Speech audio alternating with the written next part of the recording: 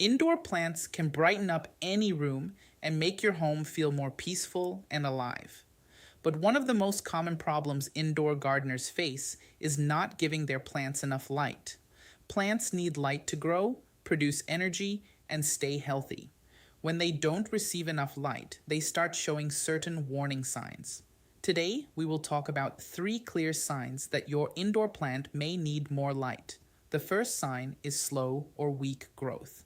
If your plant used to grow regularly but suddenly stops growing, lack of light could be the reason. Plants use light to produce energy through photosynthesis. When light levels are too low, the plant simply does not have enough energy to grow. You may notice that the plant looks weak or that new leaves are smaller than usual.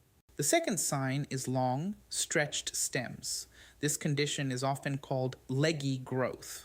When a plant is not getting enough light, it tries to stretch toward the nearest light source. As a result, the stems become longer and thinner, and the spaces between leaves become larger. This is the plant's way of trying to reach more light. If you notice this type of growth, it is usually a strong signal that the plant needs a brighter location. The third sign is pale or yellowing leaves. Healthy leaves usually have a rich, vibrant color. When a plant does not receive enough light, the leaves may become pale, dull, or slightly yellow.